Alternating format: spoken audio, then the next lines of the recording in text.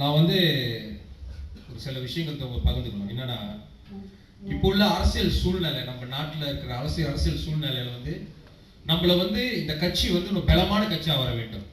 அதுவும் நம்ம இளைஞர் பிரிவு வந்து ஒரு பலமான ஒரு இளைஞர் பிரிவா இருக்க வேண்டும். நல்ல ஒரு சக்தி உள்ள இளைஞர் பிரிவா இருக்க வேண்டும். நல்ல ஒற்றுமையான ஒரு இளைஞர் பிரிவா வர வேண்டும். இதான் என்னோட ஆசை. நிச்சயமா நினைக்கிறேன். நான் போன இது வந்து என்னோட பிஃபோர் கிளந்தான் இந்த சின்ன சின்ன மாநிலத்தை தவிர இதான் ஆகப்பெரிய கடைசி ஏஜிஎம் முடிய போகுது. ஸோ அந்த வேலையை பகால் நல்லா செஞ்சுருந்தாங்க, எல்லா மாநிலம் நல்லா செஞ்சுருந்தாங்க. ஸோ அந்த வேலையில் நினைக்கிறேன் நிச்சயமா நான் சொன்ன அந்த 3 விஷயமும் நம்ம இளைஞர் பிரிவு இருக்குன்னு நினைக்கிறேன். மணிக்க வேண்டும் கோகிலம், உங்களுக்கும் மகளிர் தலைவி இருக்காங்க பக்கத்தில் உங்களை மறந்துட்டேன். ஏன்னா நம்ம நிச்சயமா வந்து ஒரு சக்தி உள்ள இளைஞர் பிரிவா இருக்கணும், நல்ல ஒற்றுமையான இளைஞர் பிரிவா இருக்கணும், நல்ல பேசக்கூடிய வேகமா பேசக்கூடிய குரல் கொடுத்து சமுதாயத்துக்கு பேசக்கூடிய இளைஞர் பிரிவா இருந்தாதான் இந்த இளைஞர் பிரிவுக்கும் நல்ல ஒரு எதிர்காலம் இருக்கும், இந்த கட்சிக்கும் ஒரு நல்ல எதிர்காலம் இருக்கும். அப்ப நான் போற இடம்லாம் சொல்றேன், இளைஞர் பிரிவு வந்து சாதாரண இளைஞர் பிரிவா இருக்காதீங்க. தலைவர்கிட்ட கேட்டுதான் நான் விஷயத்தை செய்வேன் அப்படின்னு சொன்னீங்கன்னா அது இளைஞர் பிரிவுக்கு இந்த கட்சிக்கும் எதிர்காலம் இல்லை. ஒரு முடிவு எடுக்கிறீங்களா, அந்த முடிவு கடைசி வரைக்கும் அந்த முடிவுல இருக்கணும். ஒரு முடிவை நீங்க எடுத்துதான் ஆகணும். இன்னைக்கு சமுதாயம் சம்பந்தப்பட்ட ஒரு பிரச்சனை நடக்கும் போது நம்ம அந்த முடிவு எடுத்துதான் ஆகணும்னா எடுத்தாகணும். இல்ல நான் போய் தலைவரை கேட்டுட்டு கேட்டுட்டு நான் அறிக்கை விடுறேன்னு சொன்னீங்கன்னா உங்களுக்கும் அந்த தகுதி இல்லை இளைஞர் பிரிவு தலைவர்களா இருக்கிறதுக்கு, இந்த கட்சிக்கும் எதிர்காலம் இல்லை. ஸோ அதனால நான் என்ன கேட்டுக்கிறேன்னா, இளைஞர் பிரிவுனா ஒரு வேகமான சக்தியா இருக்கணும். நம்மளை நம்பி நம்ம சமுதாயம் இருக்கு. போராடலாம் பார்ப்பீங்க, இன்றைய இளைஞர்கள்லாம் நாளை தலைவர்கள்னு. அந்த வார்த்தைக்காச்சும் நம்ம நிச்சயமா அது உயிர் கொடுக்க வேண்டும். அந்த வார்த்தைக்காச்சும் ஒரு நம்பிக்கை கொடுக்க வேண்டும். துரோகம் பண்ணக்கூடாது சமுதாயத்துக்கு. ஸோ அதனால ஒரு நல்ல இளைஞர் பிரிவா வரணும். நீங்க நல்ல இளைஞர் பிரிவை கொண்டு வரணும், நல்ல கட்சியை நல்ல பலமா கொண்டு வரணும். இன்னைக்கு இருக்கிற அரசியல் சூழ்நிலை பாத்தீங்கன்னா நம்ம வந்து எதிர்கட்சிக்கு அடி வாங்கிட்டு இருக்கோம். நம்ம கட்சிக்குள்ளேயே ஒரு பிரிவினை ஓடிக்கிட்டு இருக்கு. அப்ப யார் இதெல்லாம் வந்து சரிப்படுத்த முடியும்? யார கட்சியை பலமாக்க முடியும்? இது இளைஞர் பிரிவு தான். அது உங்க கையில தான் இருக்கு. நான் இளைஞர் பிரிவு தலைவரா இருக்கலாம், நான் வந்து சொல்லலாம், இது செய்யலாம் செய்யலாம். உங்களுக்கு தான் அந்த மனப்பக்குவம் வரணும். இந்த கட்சியை கொண்டு போன கட்சி பற்று உங்களுக்கு ஒரு ஆளுக்கும் வர வேண்டும். என் தலைமைத்துவத்தில் என்ன கேட்டுக்கிறேன், இப்போதும் ஒரு தலைவரும் இளைஞர் பிரிவு தலைவரும் சுயமா வேலை செஞ்சு பெர்ஃபார்ம் பண்ணி சுயமரியாதை காப்பாத்திக்க வேண்டும். நீங்க சுயமரியாதை பெற்ற வேண்டும் நினைக்கிறேன். You must perform and gain respect. ஒருத்தவங்களுக்கு மாலை போடுறான்னு சொன்னா ஏன் அந்த மாலை போடுறான்னா ஒரு மரியாதையில போடணும். வேற வழி இல்லாம வந்துட்டான் இவனுக்கு போட்டாங்கன்னு சொல்லிட்டு போட்டானா அந்த மாலைக்கு மரியாதையில உங்களுக்கு அந்த மரியாதை இல்லை. உண்மையிலே இவருக்கு மாலை போடுறோம், இன்னைக்கு ஒருத்தர் மாலை போடணும், இப்ப நான் சரவணனுக்கு மாலை போடணும்னு சொன்னீங்கன்னா அந்த சரவணனுக்கு உண்மையில தகுதி பெற்ற தலைவனா இருக்கணும். ஏன் இளைஞர் பிரிவு ஒரு ஆள் அந்த தகுதி பெற்ற இளைஞர் பிரிவா வரணும். அதுக்கு தான் நம்ம உழைச்சிக்கிட்டு இருக்கோம். அதுதான் என் சிந்தனை, எப்படி மாய்க்கா இளைஞர் பிரிவை பலப்படுத்துறதுன்னு. சில பேர் சகோதரர்கள் வெளியிருந்து வந்திருப்பீங்கன்னா அண்ணன் வந்து மாய்க்கா பத்தி பேசியிருக்காரு அப்படின்னு இல்லையா? மாய்க்கா பலமா இருந்துச்சுன்னா இந்த சமுதாயம் பலமா இருக்கணும். ஏன்னா மாய்க்கால இருக்கிற உறுப்பினர்கள் அந்த சமுதாயத்தில் உள்ள உறுப்பினர்கள். ஆமா இல்லையா? இன்னைக்கு இங்க இருக்கிற ஒரு இளைஞர் பிரிவு வந்து அவங்களும் சமுதாயத்தில் உள்ளவங்க தான். அவங்க பலமா ஆகிட்டாங்கன்னு சொன்னாங்க, நிச்சயமா அவங்களே அவங்க பாத்துக்குவாங்க. நீங்க ஒரு தலைவரை பார்த்து இந்த தர்மாவால வந்து வரணும்னு நினைச்சீங்கன்னா இந்த கட்சிக்கு நீங்க வந்திருக்கீங்க. என்னாச்சும் ஒரு வாய்ப்பு கிடைக்குமா மாய்க்கா இளைஞர் பிரிவு மூலியமா அப்படின்னு சொல்லிட்டு எதிர்பார்த்து வந்திருக்கீங்க. அந்த வேலையில வந்து நிச்சயமா நாங்க வந்து ஒரு வேலை கைவிட மாட்டோம். இது வந்து புதுசா வந்திருக்க நண்பர்கள் நான் சொல்றேன். மாய்க்கா இளைஞர் பிரிவு வந்து ஒரு பெரிய சிந்தனையில வந்து நாங்க ஓடிக்கிட்டு இருக்கோம், செஞ்சுக்கிட்டு இருக்கோம். எங்களுக்கும் ஒரு சில குறைகள் இருக்கு, எங்களுக்கும் ஒரு சில என்ன சொல்லுவாங்க குறைகள் இருக்கு, சில பிரச்சனைகள் இருக்கு எங்களுக்கு நிச்சயமா. ஆனா அது பிரச்சனை நாங்க வந்து எப்படி இருந்தாலும் overcome the problem. It's not an issue at all. But நம்ம கடமை நான் இளைஞர் பிரிவு என்ன கேட்டுக்கிறேன்னா, இந்த சமுதாயத்துக்கு நம்ம என்ன சொல்றோமோ அதை செய்வோம். எது செய்ய முடியுமோ அதை மட்டும் சொல்லுவோம். எந்த வாக்கு நம்ம செய்ய முடியுமோ அதை மட்டும் சொல்லுவோம். We promise only what we can honor. அதான் இம்பார்ட்டன்ட். அவங்க ஒன்றும் உங்கள்கிட்ட வந்து பெரிய பெரிய கான்ட்ராக்ட் கேட்கல, பெரிய பெரிய விஷயம் கேட்கல. ஒரு அடிப்படையான விஷயம் கேட்கும் போது அவங்கள்ட்ட முடியுமோ முடியாத நீங்க வெளிப்படையா சொல்லிடணும். அவங்கள்ட்ட என்ன செய்ய முடியும் இந்த இளைஞர் பிரிவு உங்களுக்கு ஓவர் ப்ராமிஸ் பண்ணாதீங்க. உங்களுக்கு என்ன வாக்கு கொடுக்கணும் அந்த வாக்கை நான் செய்யணும். அப்பதான் வந்து இந்த தலைமைத்துவத்துக்கு மரியாதை இருக்கும். நம்மளை பார்த்து ஒரு மரியாதை வரும். வெளியே போய் நம்ம பேர் 4 பேர் பார்க்கும்போது நம்ம சொல்லுவாங்க, ஓ இவர் நம்பலாம், சிவராஜ் இவர் சொன்னா செஞ்சிருவாருங்க, இவரு நம்பலாம், தர்மா சொன்னா நிச்சயமா அந்த அண்ணன் செய்வார், ஒரு பிரச்சனை இல்லை அப்படின்னு. நம்மளுக்கு ஒரு பிரச்சனை இருக்கும்போது உடனே அண்ணன் வந்து நிக்கிறார் நம்மளுக்கு அப்படின்னு சொல்லிட்டு அந்த மாதிரி தைரியத்தை இளைஞர் பிரிவு கொடுத்தாதான் இந்த இளைஞர் பிரிவு இன்னைக்கு வந்து 8000 பேர் இருக்கு இளைஞர் பிரிவு, நாளைக்கு 10,000 ஆகும், 10,000 20,000 ஆகும். எப்படின்னா இன்னைக்கு ஒரு இளைஞரை 10 பேர் நான் முன்னால சொல்லுவேன். நான் சும்மா வெளியால கொண்டு வந்து வாங்கப்பான்னு சும்மா கூட்டத்தை காமிக்கிறதுக்காக உட்கார வச்சுட்டு அப்புறம் முடிஞ்சோட இந்த கூட்டம் முடிஞ்சு அடுத்த கூட்டத்துக்கு வேற கூட்டத்தை கூப்பிடணும்னு ஆசை இல்லை எனக்கு. ஒரு இளைஞரை பார்த்து 10 பேர் தன்னால இந்த கட்சிக்கு வரணும். அந்த மாய்கா இளைஞர் பிரிவுக்கு ஒரு இளைஞரை பார்த்து, ஒரு தலைவனை பார்த்து, தர்மாவை பார்த்து 10 பேர் தன்னால வந்து இந்த கட்சியில உட்காரணும். அதுதான் நிச்சயமான இந்த கட்சியின் வளர்ச்சி. இந்த கட்சி அப்பதான் வளரும். ஆமா இல்லையா? ஏன் அவரை பார்த்து வளர்றீங்கன்னா, அவர் தான் வந்து நல்ல ஒரு எதிர்காட்டா இருக்காரு. அவர் வந்து சொன்ன வாக்க காப்பாத்துறவரா இருக்காரு. ஒரு நல்ல தலைவனா இருக்காரு. நாளைக்கு நம்மளுக்கு ஒரு பிரச்சனைனா உடனே வந்து முன்னுக்கு நிக்கிறாரு. அந்த மாதிரி தலைவர் தான் வேணும். ஒரு பிரச்சனை இருக்கும்போது உடனே குரல் கொடுக்குறாரு. இல்ல அந்த தலைவர்கிட்ட கேட்டுட்டு அப்புறம் சொல்றாங்க அப்படிலாம் கேட்க சொல்ல மாட்டாரு. அந்த மாதிரி தலைவர்கள் தான் உருவாக்க வேண்டும். இப்ப மாய்கா இளைஞர் பிரிவு என்ன செய்யறோம்னா, ஒரு ஆள் தலைவரா உருவாக்க வேண்டும். உருவாக்கிக்கிட்டு இருக்காங்க. எனக்கு நம்பிக்கை இருக்கு. எல்லாமே தைரியமான ஒண்ணு கிடைக்கும். எல்லாத்துக்கும் தைரியம் இருக்கு, எல்லாத்துக்கும் வேகம் இருக்கு. எல்லாமே குடும்பத்தை சாக்ரிஃபைஸ் பண்ணி வேலை செய்வாங்க. நேர காலம் தெரியாம வேலை செய்யற இளைஞர் பிரிவு தலைவர்கள் தான் கூட இருக்காங்க. எங்களுக்கு இருக்கிற ஒரே ஒரு பிரச்சனைனா பொருளாதாரம்.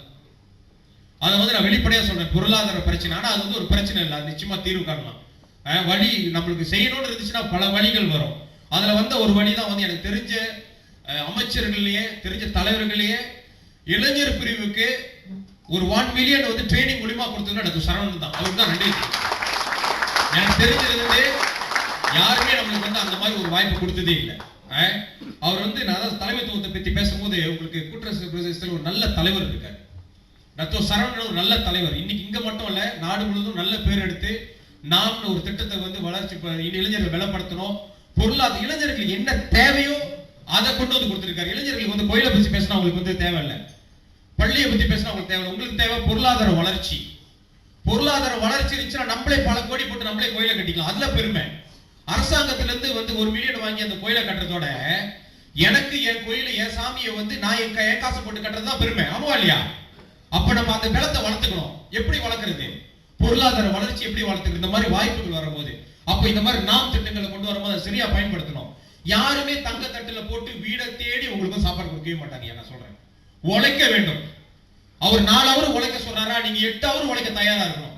அப்பதான் அதோட பலன் தெரியும் உங்களுக்கு. சும்மா நான் வீட்டுல இருப்பேன், எல்லாம் வந்துரும், சரி மக்கள் வந்துரும் அப்படி சொன்னீங்கன்னா ஒண்ணுமே வராது. உழைக்க தயாரா இருக்கணும். என்ன பிரச்சனை வந்து எதிர்கொள்றதுக்கு நம்மளுக்கு தைரியம் இருக்கு. நாங்க இளைஞர் பிரிவு இருக்கோம். உங்களுக்கு பிரச்சனைனா முதல் நிக்கிறதுக்கு உங்களுக்கு சொன்னலாம். அதனால நான் என்ன கேட்டுக்கிறேன்னா, நீங்க வந்து தொடர்ந்து உழைக்க வேண்டும். உழைச்சாதான் இந்த வாழ்க்கை, இந்த சமுதாயத்தை மாற்ற முடியும். நம்ம அப்ப அது உங்க கையில தான் இருக்கு. இளைஞர்கள் இன்னைக்கு உழைக்க ஆரம்பிக்கல, இன்னைக்கு நம்ம சாதனை படைக்கலன்னு சொன்னீங்கன்னா, 10-15 வருஷத்துல நம்ம சமுதாயம் இதோட மோசமா தான் ஒருத்தர் நல்லா முன்னேறாரு. அப்ப இன்னைக்கு நம்ம ஒரு முடிவு எடுக்கணும். நம்ம என்ன செய்யணும், என்ன பொருளாதாரத்துல என்ன வளர்ச்சி நம்ம வந்து காணணும், இந்த சமுதாயத்தை எந்த திசையில கொண்டு போனா இந்த சமுதாயத்துக்கு ஒரு நல்ல எதிர்காலம் வரும் அப்படின்னு. அந்த அடிப்படையில் டாக்டர் சரண் ஒரு நல்ல அற்புதமான திட்டத்தை நான் வந்து சும்மா சொல்றேன்னா நான் சொல்ல மாட்டேன். நிச்சயமா ஆய்வு பண்ணி நிச்சயமா நான் படிச்சு இது முடியுமா முடியாதாங்க. ஆனா அடிப்படை விஷயம் ஃபார்முலாவே என்னன்னா, ஃபார்முலா டு சக்சஸ் என்னன்னா ஒரே ஒண்ணுதான், உழைக்க தயாரா இருக்கணும். அவர் 4 ஹவர் உழைக்க சொன்னாரா, நீங்க 8 ஹவர் உழைக்க தயாரா இருக்கணும். வெயில்ல ஒரு தயாரா இருக்கணும். அப்பதான் வந்து உங்களுக்கு உண்மையில முன்னேற்றம் வந்து ஒரு வாழ்க்கையில முன்னேற்றம் கிடைக்கும். நல்ல நிஜமான காசு நிஜமா சம்பாரிச்சு வீட்டுக்கு போய் பொண்டாட்டி பிள்ளைங்களுக்கும் அம்மா அப்பாவுக்கும் நிஜமான உழைச்ச காசு நம்ம சாப்பாடு போடலாம். அவங்களுக்கு பெருமையோட சாப்பிடுவாங்க. சோ அந்த மாதிரி ஒரு திட்டத்தை வந்து நம்ம கொண்டு வரோம். இளைஞர் பிரிவும் செய்யறோம். டாக்டர் சரவணன் நாம் மூலியமா கொண்டு வராரு. பல பல இயக்கங்கள் இந்த மாதிரி செஞ்சுக்கிட்டு இருக்காங்க. நல்ல சரியான திட்டமா பார்த்து கண்டறிஞ்சு தான் உழைக்கணும். ஆனா அடிப்படையான விஷயம் உழைக்கணும். உழைக்காம எதுவுமே நம்மளுக்கு வந்து மாற்றங்கள் தெரியாது. இந்த பொருளாதாரம் வளராது. இந்த பொருளாதாரம் வரணும், இந்த சமுதாய பொருளாதாரத்துல பலமாகணும்னு சொன்னீங்கன்னா நம்மளா உழைக்க தயாரா இருக்கணும். நீங்க 70% உழைக்க தயாரா இருந்தீங்கன்னா 30% உங்களுக்கு நான் உதவி பண்ண தயார். அது மட்டும் உங்களுக்கு உறுதி கொடுக்குறேன். ஒரு காலம் இளைஞர்கள், இந்திய இளைஞர்களுக்கு ஒரு பிரச்சனையோ உங்களுக்கு இங்க தேவைப்படும் போது நாங்க நிச்சயமா ஒரு காலம் கைவிட்டு போக மாட்டோம். உங்களே கூட பக்கத்துல இருந்து உங்களுக்கு பிரச்சனை தீர்க்க தான் பார்ப்போம். அதுக்கு நகை காசெல்லாம் கொண்டு வந்து நகை சூறெல்லாம் கொண்டு வந்து வளர்ச்சி உங்களுக்கு பெரிய நம்ம வந்து பெரிய சிந்தனையில போயிட்டு இருக்கோம். எப்படி இந்த சமுதாயத்தை எப்படி ஒரு இந்த நிலைமையில இருந்து அடுத்த நிலைமை கொண்டு போறதுன்னு யோசிக்கிறோம். அதுக்கு நான் உங்க கூட தொடர்ந்து இருக்குன்னு சொல்றேன். அதான் சொல்லி 70% உங்க கையில இருக்கு. உங்க தலையெழுத்து நீங்க மாற்றணும். இந்த சமுதாயத்தை தலையெழுத்து அரசாங்க கையில இல்ல, கடவுள் கையில இல்ல, உங்க கையில தான் இருக்கு, நம்ம கையில தான் இருக்கு. 70% நம்ம உழைக்க தயாரா இருந்தோமா, 30% நிச்சயமா மாயிக்காவும் சரி, நாம் இயக்கங்களும் சரி, இங்க இருக்கிற ஒரு தலைவரும் உங்களுக்கு உதவி பண்றதுக்கு நாங்க தயாரா இருக்கோம். அது மட்டும் நான் உறுதி கொடுக்குறேன் இந்த வேலையில. அதை தவிர்த்து என்னோட தலைமைத்துவத்தில் நான் எடுத்து ஜெயிச்சு கிட்டத்தட்ட 6 மாத காலங்கள் ஆச்சு. நான் என்ன செய்யிருக்கேன்னா, இந்த இளைஞர் பிரிவோட இமேஜை மாத்தேன். I'm changing the image perception of you. ஏன் அப்படின்னு சொன்னீங்கன்னா, நம்மள வந்து முன்னெல்லாம் பார்க்கும்போது மாயக்காரனாலே கலர் உண்மையா பொய்யான்னு தெரியல, வெளியே கண்டதை பேசுவானுங்க. கண்டதை பேசுவா, மாயக்காரன் அடிச்சுட்டாப்பா, மாயக்காரன். எனக்கு தெரிஞ்சு எந்த மாய்கா தலைவரும் இது வரைக்கும் நல்லா இருந்ததே இல்லை. சொந்த காசை போட்டு தான் செலவு பண்ணி செஞ்சுக்கிட்டு இருக்கான தவிர எவன் காசையும் திருடி அவன் நல்லா இருந்ததே இல்லை. ஸோ அதனால வந்து சொல்றவன் சொல்லிட்டு தான் இருப்பான். இங்க பண்றோம் இந்த கோழி முட்டை விட்டா சொல்லுவாங்க, அந்த கதை தான் எங்களுக்கு தான் தெரியும் அந்த கதை. ஸோ அதனால என்ன சொல்றேன்னா, அதெல்லாம் தப்பான ஒரு சிந்தனைகளை போயிட்டு இருக்காங்க. ஸோ அதை சரிப்படுத்தணும். இளைஞர்கள் தான் அது மாத்திரம் அந்த மாற்றத்தை இளைஞர்கள்லாம் கொண்டு வரணும்னு சொல்லி என்னோட தலைமைத்துவத்தில் நல்ல ஒரு இமேஜ் கொண்டு வரேன் இளைஞர் பிரிவுக்கு. இளைஞர்னா எப்படி இருக்கணும், நம்மளை பார்க்குற டப்புனு கதவை பூட்டிட்டு உட்காரக்கூடாது. ஒருத்தன் வாழ்ந்தா இந்த இந்தியர் மாதிரி வாழணும்னு சொல்லிட்டு அவங்க நம்மளை பார்த்த பெருமையோட பார்க்கணும். அந்த மாதிரி அது உடனே நடக்காது, எனக்கு தெரியும். அது ஒரு 5 வருஷம் 10 வருஷம் ஆகும். ஆனா இன்னைக்கு நம்ம விதையை முளைச்சுமா, இன்னைக்கு நம்ம ஆரம்பிக்கணும் அந்த வேலைகளை. அதுதான் நான் செஞ்சுக்கிட்டு இருக்கேன். அந்த அடிப்படையில் நிறைய விஷயங்கள் செஞ்சுருக்கேன். MIYCCக்கு நீங்க வந்து மலேசியா இந்தியன் கன்சல்டிங் கவுன்சில்ல அது வந்து என்ன செய்யணும், ஒரு 13 அட்வைசர்ஸ் வெளியிருந்து கொண்டு வந்து ப்ரொஃபஷனல்ஸை சீனியர் சிவில் சர்வன்ட்ஸை நம்மளுக்கு அறிவுரை சொல்றதுக்கு என்ன செய்யணும்னு. ஏன்னா இவ்வளவு நாள் அவங்க தான் சொல்லியிருந்தாங்க மாய்க்கா ஒன்றும் செய்யலன்னு. இன்னைக்கு மாய்க்கா செய்ய தயாரா இருக்காங்க. நீங்க தயாரா அவங்க கூட வேலை செய்யறதுக்கு சொல்லிட்டு ஒரு சவால் அவங்களுக்கு. நிச்சயமா அவங்களும் செய்யறதுன்னு எங்களுக்கு கமிட்மெண்ட் கொடுத்துருக்காங்க. நல்ல ஒரு சில திட்டங்கள் போட்டிருக்கோம் அது கீழே MIYCC கீழே. அப்புறம் அது முடிஞ்சு நம்ம வந்து 2 விஷயத்தை நான் வந்து பர்சனலாக எடுத்து செஞ்ச விஷயம் என்னன்னு கேட்டீங்கன்னா, இந்த மத சம்பந்தப்பட்ட விஷயம் நம்ம இனத்தை பத்தி பேசுறது ரொம்ப அளவுக்கு மீறி அதிகமாகிட்டு இருக்கு. ஃபேஸ்புக்கை திறந்தா இன்னைக்கு மலாய்க்கார் நம்மள அது சொல்லிட்டான், இன்னைக்கு சீனா இதை சொல்லிட்டான், அப்படியே ஓடிட்டே இருக்கிறதுனால நான் வந்து என்னோட துணைத் தலைவர்கிட்ட சொன்னேன், 2 கேஸை நம்ம செஞ்சு இதுக்கு ஒரு முற்றுப்புள்ளி வைக்கணும்னு சொல்லி. அதுதான் வந்து மாட் நாம்ப்ளாஸ். நம்ம தைப்பூசத்துல வந்து நம்மளை பத்தி தைப்பூசை பத்தியும் அந்த கடவுளை பத்தியும் ஒரு மாதிரி எழுதினாரு ஃபேஸ்புக்ல. அவரை கடைசி வரைக்கும் நாங்க தேடி, அவர் வீடு அட்ரஸ் வரைக்கும் தேடி, அவர் எங்க வேலை செய்யறான் எல்லாமே தேடி போலீஸ்ல கொடுத்தது நம்ம தான். கொடுத்து அரெஸ்ட் பண்ணு சொன்னது நம்ம தான். அவனை வந்து அரெஸ்ட் பண்ணி இன்னைக்கு கோர்ட்ல சார்ஜ் பண்ணிட்டாங்க. பாலிடிக்ஸ்ல ஒரு டீச்சர் ஒரு தமிழ் மாணவியை வந்து சம்பளத்தில் அடிச்சிட்டாரு.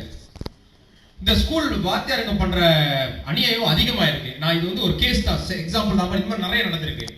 இதுக்கும் ஒரு முற்றுப்புள்ளி வைக்கணும்னு சொல்லி நான் என்னோட தினாளன் துணைத் தலைவர் சொன்னேன், நான் இந்த கோர்ட் கேஸ் எடுப்போம் அப்படின்னு. கோர்ட் கேஸ் எப்படின்னா சிவில் கேஸ் எடுப்போம். நம்ம கிரிமினல் கேஸ் எடுக்க முடியாது, சிவில் கேஸ். ஏன் சில பேர் கேட்டாங்க, ஏன் சிவில் கேஸ்ல போறீங்க, பிரஷர் பண்ணுறேன் நான் போலீஸ். நான் போலீஸை பிரஷர் பண்ணி அவங்க கேஸ் எடுக்கிறதுக்குள்ள விடிஞ்சிரும், அந்த கேஸ் இல்லாமல் போயிடும். அதனால தான் நான் சிவில் கேஸ் ஏன் போட்டேன்னு சொன்னீங்க, இளைஞர் பிரிவு போட்டோன்னு சொன்னீங்கன்னா 2000 வெள்ளிக்கு மேல அவங்க வந்து சம்மன் கட்டினான்னு சொன்னீங்களா, ஆட்டோமேட்டிக் வேலை விட்டு அவங்களுக்கு அரசாங்க வேலை விட்டு தூக்கணும். ஒரு வாட்டி ஒருத்தர் வேலை விட்டு தூக்கணுமா, அடுத்த மொத்தம்லாம் பயப்படுவான். வேணா செஞ்சுமா அரசு சிவில் செக்யூலர்ல பாத்தீங்கன்னா வேலை விட்டு தூக்க முடியாது. நீங்க என்னதான் தலைக்கீழ நிக்கலாம், ஒரு டீச்சர் அந்த மாதிரி தப்பு செஞ்சதுக்கு அவனை மிஞ்சி பண்ணா ஒரு டிமோட் தான் பண்ண முடியும் தவிர அவன் வேலை விட்டு தூக்க முடியாது. ஆனா நம்ம எடுக்கிற திட்டங்கள் நடவடிக்கைகள் அவனை வேலை விட்டு தூக்குறதுக்கு அளவுக்கு செஞ்சு வச்சுங்களேன், அதோட தன்னால பயந்துருவாங்க. இதுதான் அது 2 விஷயம். நான் ஏன் செஞ்சேன்னா இதான் ஒரு பாடம் சொல்லி கொடுக்கணும் அப்படின்னு. இப்ப அண்மையில வந்து ஒரு போலீஸ் வந்து தர்மேஜின்னு சொல்லிட்டு நம்மள வந்து ஒரு மாதிரி தரக்குறோம் பேசிட்டாங்க அப்படின்னு. ஆனா அது வந்து நான் சரியா ஆய்வு பண்ணும் போது அவரு பேசல, அவர் பேச வச்சது ஒரு தமிழ பிள்ளை வந்து முஸ்லீம். அந்த தர்மேஜின் பெரிய இஷ்யூ ஓடி இருக்கு. அது வந்து ஒரு தமிழ பிள்ளை வந்து இது மாதிரி போட்டிருக்கு, பெக்கி துத்தோ சும்மா சூறாவளா பாப்பி சைத்தான் அப்படின்னு போட்டோன்னே அதுல இருந்து ஆரம்பிச்சிச்சு அது கமெண்ட். ஸோ நம்மளும் வாய சில இடத்துல இளைஞர்கள் நம்ம பார்த்துக்கலாம், நம்ம பேசுற சில விஷயங்களும் பார்த்து செய்யணும். ஃபேஸ்புக்ல போட்டீங்கன்னா இப்ப தெரியும் உங்களுக்கு. இந்த மாட் நம்ப்ளாஸ் என்ன சொன்னாங்கன்னா, IGP என்ன சொன்னாருன்னா, நான் சார்ஜ் பண்றேன் மாட் நம்ப்ளாஸை, அதே சமயத்தில் ஜெயகோபியும் சார்ஜ் பண்றேன். நாங்க கிளைங் ஜெயகோபி ஒரு தமிழ பையன் வந்து அல்லாஹ் பத்தி நாபியை பத்தி போட்டான். ஸோ அவங்க சார்ஜ் பண்றாங்க, தயாரா இருக்காங்க, சரிசமம் எல்லாத்தையும் சார்ஜ் பண்றேன்னு சொல்லிட்டு நம்ம பையனை சார்ஜ் பண்ணுவானுங்க. நாளைக்கு இந்த பிள்ளையும் பிடிப்பானுங்க. நம்ம வேகமா வெறியாகி ஒன்னும் புரிஞ்சிருப்பீங்க, நம்ம பண்ண தப்புகள் அது மாதிரி. ஸோ அதனால வந்து நான் இதெல்லாம் என்ன எழுதுறது வந்து கொஞ்சம் சிந்திச்சு செய்ய வேண்டும் என்று கேட்டுக்கிற இளைஞர் நீங்களாம். அதனால அந்த படியில தர்மாக்கு என்ன சொல்றேன்னா, அந்த மாநிலம் ரொம்ப முக்கியமான மாநிலம். உங்களுக்கு நல்ல தலைவர் இருக்காரு, உங்களுக்கு வேலை செய்ய தயாரான நிலைமையில உங்களுக்கு உங்க ஏஜென்ட்லாம் இருக்காங்க, நல்ல ஒரு துணைத் தலைவர் இருக்காரு, நல்ல ஒரு செயலாளர் இருக்காரு. ஸோ நிச்சயமா வந்து நான் நினைக்கிறேன் விலாய புஸ்குதா இன்னும் நல்லா சிறப்பா நீங்க வழி நடத்தலாம். நீங்க இப்பதான் 6 மாசம் எடுத்திருக்கீங்க. நிச்சயமா எனக்கு ஒரு முக்கியமான மாநிலம் விலாய புஸ்குத்வானினா, கூப்பிட்ட நேரத்துக்கு பக்கத்துல வர விலாய புஸ்குத்வான் தான். சிலைங்கோர் இங்க விலாய புஸ்குத்வான் இங்க. ஸோ அதனால நான் என்ன கேட்டுக்கிறேன், உங்கள்கிட்ட பலப்படுத்துங்க விலாய புஸ்குத்வான். ஒரு அளவு நீங்க சரியா பேசுனீங்கன்னா நத்து மூலியமா ஒரு உதவி கேட்டீங்கன்னா நிறைய இளைஞர்களுக்கு வாய்ப்புகள் வாங்கி கொடுக்கலாம். நீங்க சொன்னீங்க அந்த கடை வாய்ப்பு, இந்த மாதிரி வாய்ப்புகள் நிச்சயமா நம்ம பையனுக்கு வாங்கி கொடுக்கலாம். பையன் நிச்சயமா நம்ம கூட விசுவாசமா நம்ம கூட கடைசி வரைக்கும் இருப்பாங்க நம்பிக்கை இருக்கு. மனசுல ஒன்னே ஒன்று நினைச்சுக்கணும், தேய்ச்சி வந்த தலைவர்கள்லாம், இளைஞர் பிரிவு தலைவர்கள்லாம், டிவிஷன் இருக்க தலைவர் என்ன கேட்டுக்கிறேன்னா, நம்மளுக்கு இருக்கின்றது 1000 நாள் தான், இந்த 3 வருஷம் தான். இந்த 3 வருஷம் நம்ம செய்யற வேலைகள் திட்டங்கள், நம்ம என்ன என்ன செஞ்சுக்கிட்டு இருக்கோம், எப்படி நம்ம மக்கள் நம்மள பார்வையில பாக்குறாங்க, கட்சி உறுப்பினர்கள் எப்படி நம்மள பாக்குறாங்கன்னு சொல்லி தான் இருக்கு. அடுத்த 10-20 வருஷத்துல நீங்க தலைவரா இங்க இருப்பீங்களா அந்த கட்சியில இல்லையா அப்படின்னு. இந்த கட்சி வாழுமா இல்லையான்னு அந்த கையில தான், உங்க கையில தான் இருக்கு. சோ அதனால மனசுல அதை வச்சுக்கிட்டு மனசாட்சியை கொஞ்சம் தொட்டு இந்த கட்சிக்கும் இந்த சமுதாயத்துக்கும் நம்ம வேலை செய்ய வேண்டும். இதான் நான் உங்கள்கிட்ட கேட்டுக்கிறேன். நான் உங்கள்கிட்ட பணம் காசு கேட்கல. ஒரு 500 பேர் கூப்பிட்டு எம்பர் கொடுங்க, அதெல்லாம் உங்கள்கிட்ட கேட்கவே இல்லை. எனக்கு தெரியும் உங்க பிரச்சனை என்னன்னு. அதனாலதான் நான் ஒரு முடிவு எடுத்தேன். ஒரு டிவிஷனுக்கு 2000 வெள்ளி கொடுக்குறேன்னு சொல்லிட்டு நான் உங்களுக்கு தைரியமான ஒரு ப்ராமிஸ் பண்ணேன் போன எலெக்ஷன்ல. அதோட முதல் கட்டமா எடுத்தோம். இந்த ஏஜிஎம் நான் 1000 வெள்ளி ஒரு டிவிஷன் கொடுத்துட்டு இருக்கேன். இன்னைக்கு விளையாட்டு ஒரு டிவிஷனுக்கு 1000 வெள்ளி கொடுக்குறேன். அப்புறம் நோட் சொன்ன உங்களுக்கு, ஏன்னா போராட்டம் நான் பாக்குற சில இளைஞர்கள் திடீர்னு அடிப்பட்டு இறந்துருவாங்க. நான் போன செக்ரட்டரியா இருக்கும்போது நான் பார்த்தேன், என்னோட இதுலயே 2-3 இளைஞர்கள் இறந்து போயிட்டாங்க. அப்ப அவங்களுக்கு காசு இல்லை. அப்புறம் திமுக அவருக்கு சொந்த காசை போய் கொடுப்பாரு. அப்ப நாங்களாம் கொஞ்சம் கொலை பண்ணி கொடுப்போம். சோ அந்த பிரச்சனை திருப்பி என் தலைமைத்துவத்தில் வரக்கூடாதுன்னு சொல்லி நான் என்ன செஞ்சேன், எல்லாத்துக்கும் பேராளர்கள் எல்லாத்துக்கும் இன்சூரன்ஸ் நான் போட்டிருக்கேன். All of you special delegates உங்களுக்குலாம் இன்சூரன்ஸ் 10,000 வெள்ளி இருக்கு. இது நான் சில ப்ராமிஸ் பண்ண எலெக்ஷன் டைம்ல நான் செஞ்சுக்கிட்டு இருக்கேன். பிகாஸ் நான் என்ன சொன்னேன், ஒரு லீடர்ஷிப், நல்ல லீடர்ஷிப்னா ஆனர் யுவர் ப்ராமிஸ். நீங்க என்னை பாக்குற நீ நம்பணும். நீங்க சிவராஜ் சொன்னா செய்வாருன்னு. அப்பதான் நான் செய்யற திட்டங்கள்லாம் நீங்க நம்பிக்கை விட்டு என் கூட வருவீங்க. அந்த அடிப்படையில அந்த 2 விஷயம் நான் சொன்ன மாதிரி, இன்னைக்கு நம்ம செய்யற வேலைகள், திட்டங்கள், நம்ம சிந்திக்கிற மக்கள் நம்மள பாக்குற விதத்தெல்லாம் இருக்கு. அடுத்த 10-20 வருஷத்துல இந்த மாய்க்கால இளைஞர் பிரிவு நீங்க நாளை தலைவர் ஆவறீங்களா அப்படி இல்லையாங்க. சோ செஞ்சு மனசாட்சி தொட்டு நிஜமா இந்த கட்சிக்கும் இந்த சமுதாயத்துக்கு வேலை செய்யும். இந்த கட்சி ஒரு சாதாரண கட்சி இல்லை. நான் சொல்றேன், 65 வருஷம் உள்ள கட்சி. எதிர்கட்சி இப்பதான் 10 வருஷத்துக்கு முந்தி வந்தாங்க. நம்ம குறவா செஞ்சிருக்கோம், அவங்க கூட செஞ்சிருக்கான்னு அது போய் என்ன அங்க பிரச்சனைனா நமக்கு தைரியம் இல்லை அவங்ககிட்ட பேசுறதுக்கு, டிபேட் பண்றதுக்கு. சோ நம்மள தயார்படுத்திக்கணும், நம்ம இளைஞர் பிரிவு தயார்படுத்திக்கணும். பெரியவங்களை போயிட்டு அடுத்த பெருக்கப்பா நீங்க போங்க பிரச்சனைக்கு சொன்னா அவங்க நியாயம் இல்லை. நம்ம தான் போய் மட்டும் நிக்கணும், அவன்கிட்ட கொடுக்கணும் பிரச்சனைனா வாய் பேசுறீங்க அடிக்கிறதுலாம். அப்பதான் இளைஞர் பிரிவோட பலத்தை அவங்களுக்கு தெரியும். எதிர்கட்சி இப்ப இடையில ஒரு 10 வருஷத்துக்கு முந்தி ஒரு பெருசா ஒன்னும் ஒரு பெரிய செய்யல. நம்மளுக்கு குறைகள் இருக்கு, அதை ஏத்துக்கணும். குறைகள் இருக்கு. ஆனா நம்ம எவ்வளவு செஞ்சுக்கிட்டு இருக்கோம், இளைஞர் பிரிவு எவ்வளவு செஞ்சுக்கிட்டு இருக்கோம், தேசிய அளவில் தலைவர்கள் எவ்வளவு செஞ்சுக்கிட்டு இருக்காங்க. சோ தயவு செஞ்சு அது தைரியமா பேச ஆரம்பிச்சோமா இந்த கட்சி வளரும்னு நினைக்கிறேன். தைரியம் இருக்கணும். நம்ம எது செஞ்சாலும் தைரியமா, ஏன்னா உண்மையா தான் பேசுறோம். நம்ம இல்லாத ஒண்ணு பேசல. நம்ம இன்னைக்கு மாய்க்கா MIDK நம்ம அத்தனை பேருக்கு நோட் கொடுத்துருக்கோம். MIDK எத்தனை பேர் ஸ்காலர்ஷிப் கொடுத்து படிச்சிருக்காங்க. MIDK எய்ம்ஸ் கட்டி இருக்கோம். நம்ம எவ்வளவு நல்லது செஞ்சிருக்கோம், அந்த நல்லதை பத்தி பேசுவோம். நான் ஒரு புக்கே எழுதியிருக்கேன். மாய்க்கா என்ன செஞ்சிருக்கு சொன்னா, ஜில்லாஸ் ஒரு பெரிய ப்ரோக்ராம் செஞ்சு போன வாட்டி நான் சொந்தமா ஒரு புக்கு எழுதி எல்லா மாநிலம் போயிட்டு ஒரு ட்ரைனிங் நடத்துறோம். ஜில்லாஸ் I think AGM national AGM கூட நான் அந்த புக்கை டிஸ்பிளே பண்ணேன். இம்மையில மாய்க்கா என்ன செஞ்சிச்சு அப்படின்னு சொல்லிட்டு ஒரு பெரிய ஒரு இது. மாய்க்கா 50 வருஷம் என்னடா செஞ்சீங்க கேட்பான்ல கோபிக்கல உட்காந்துட்டு, அவனுக்கு என்ன பதில் சொல்லணும்னு சொல்லிட்டு அந்த புக்ல போட்டிருக்கேன். சோ இதெல்லாம் இருக்கு, இவ்வளவு விஷயங்கள் இருக்கு நம்மள்ட்ட இல்ல நம்ம பயப்படுறோம். இந்த பயத்தை இன்னைக்கு நீக்க வச்சு என்னைக்குமே எதிர்கட்சி தயாரில் சந்திக்கிறோமோ அன்னைக்கு தான் நம்ம கட்சிக்கு உயிர் வரும். நம்மளை பார்த்தா பயப்படுவாங்க. சோ அந்த வேலையில இந்த வாய்ப்பு கொடுத்த தர்மாக்கு நன்றி. நீங்க சொன்னீங்க செனட்டர் இதெல்லாம் டத்தோ என்னை டத்தோ ஆக்சுவலி மாய்க்கால் நான் வராது முத ஆளு மாய்க்கால் எனக்கு தெரிஞ்ச ஒரே யூனிவர்சிட்டி படிக்கும் போது டத்தோ சரவணன் தான் சொல்லி ஆகணும். இல்லை டத்தோ சரவணன் நான் 1996-97 நான் யூனிவர்சிட்டியில் ப்ரோக்ராம் செய்யும்போது டத்தோ தான் கூப்பிடுவேன். க்ளோசிங்க்கு ஓப்பனிங் கூப்பிடுவேன். ஏன் அப்படின்னு கேட்டிங்கன்னா தமிழ் நல்லா பேசுவார், அவர் வந்தால் நல்லா இருக்கும்னு சொல்லி தான் கூப்பிடுவோம். ஸோ அவர் அப்போ இருந்து தெரிஞ்சு அப்போ ஒரு காலகட்டத்தில் மாயை படித்து முடிச்சுட்டு அப்புறம் அவரை போய் பார்த்தா அப்போ சொன்னால் நீங்கள் ஒரு பிரான்ச் எடுத்துக்கங்க அப்படின்னாரு. என்கிட்ட கம்பம் பண்ணல ஒரு பிரான்ச் எடுத்துக்கங்கன்னு சொன்னார். அப்போ நான் அவர்கிட்ட சொன்னேன், இல்லை எடுத்தோ எனக்கு இந்த பதவியெல்லாம் ஆசையில் எடுத்தா, அது நம்மளும் ஸ்டாண்டர்ட் டயலாக் தானே. அப்ப அவர் சொன்னாரு, இந்த பதவிக்கு வர்றது, அமைச்சரா வருது, துணை அமைச்சரா வருது, இதெல்லாம் பிராப்தம். கடவுள் நினைச்சாருன்னா உங்களுக்கு தான், அதை மாற்றம் யாரும் இல்லை. சோ அதனால நான் என்ன சொல்றேன்னா, இந்த பதவி இது வரும் அது வரும் எதிர்பார்க்காம, இந்த செனட்டர் கிடைக்கும் அது கிடைக்கும் நான் எதிர்பார்த்ததே இல்லை. எனக்கு வேண்டியதெல்லாம் இளைஞர் பிரிவு சிறப்பா செய்யணும். இந்த 3 வருஷத்துல எனக்கு மானியம் தேவை.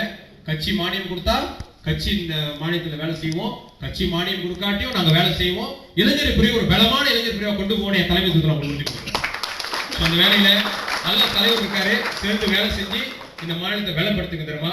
இதான் நான் கேட்டுக்கிறேன், வேற ஒண்ணுமே கேட்டுக்கல. நன்றி, வணக்கம்.